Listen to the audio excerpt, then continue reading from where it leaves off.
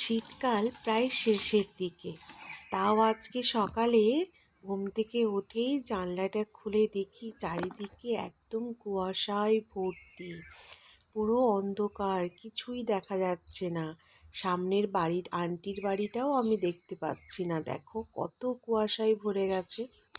তো hey guys, good morning, কেমন আছো তোমরা সবাই? আশা করছি সবাই ভালো আছো, সুস্থ আছো।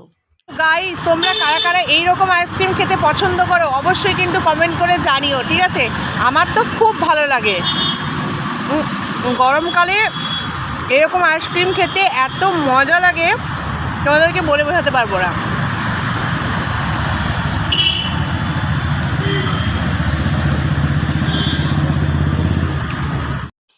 অফিস থেকে বাড়ি ফেরার পর আমার বাড়ির পরিবেশটা ঠিক কীরকম হয় সেটাই আমি তোমাদের সাথে শেয়ার করছি। আর দেখো, এইখানে আমার ছোট্ট সোনাই গাড়ি নিয়ে খেলা করছে, আর সোনাইয়ের বাবা হচ্ছে ফোন দেখছে, আর আমি রান্নাঘরে রান্না করছিলাম। তো যখন দেখি সোনাই কোনো কিছু না বলেই চুপচাপ এক মনে খেলা করে, তো সেই দৃশ্যগুলো দেখতে না সত্যি ভীষণ ভালো লাগে। কথায় আছে না, মাতৃত্বের স্বাদ যতই দাও না কেন কিছুতেই কম হয় না। যখন আমার ছোট্ট সোনাই অনেক ছোট ছিল, তখনও যেমন আমি প্রত্যেকটা দিন ওর সাথে সময় কাটিয়েছি, উপভোগ করেছি জিনিসগুলো। এখন তো আর সারাদিন থাকতে পারি না, কিন্তু যতটুকু সময় ওর সাথে থাকি আমি সেই সময়টুকু মানে এক চুলও ছাড় দিই না যে ওর সাথে সময় কাটানোর। ওই রকম এক মনে খেলা করতে থাকে, আর সেটা আমার দেখতে ভীষণ ভালো লাগে। তো এখানে দেখো, এখন বানাচ্ছি আমি রুটি। এখন দুজনেরই আমাদের খুব গ্যাসের সমস্যায় ভুগছি।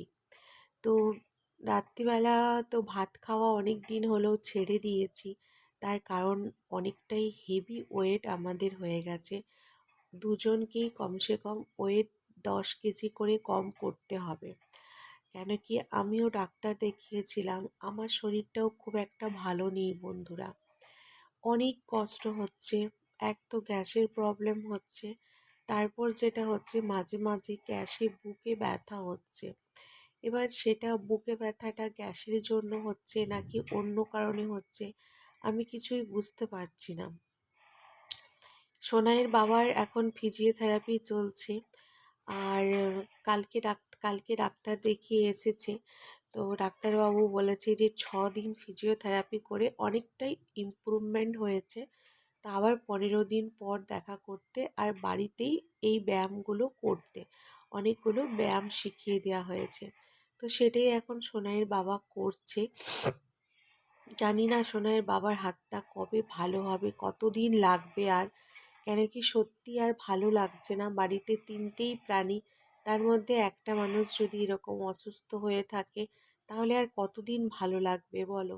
আর আমার ওপরে পুরো চাপটা এসে, তো আমার খুবই রেস্টের প্রয়োজন। তো সেই কারণেই মাঝখানে 2 দিন ছুটি নিয়ে আমি রেস্ট নিয়েছিলাম। কিন্তু বাড়ির মেয়েদের কখনোই রেস্ট হয় না, জানো তো। 365 দিন বাড়ির মেয়েদের কাজ থাকে। কোনো মেয়ে যদি বাইরে কাজ করে, বাইরে কাজ করার পরও তাকে ঘরের কাজ থেকে কখনোই ছুটি দেওয়া হয় না। এটাই হচ্ছে মেয়েদের জীবন। তো দেখো, অফিস থেকে ফেরার সময় পাশের বাড়ির দাদার ছেলেটাকে কোলে নিয়ে একটু আদর করছিলাম।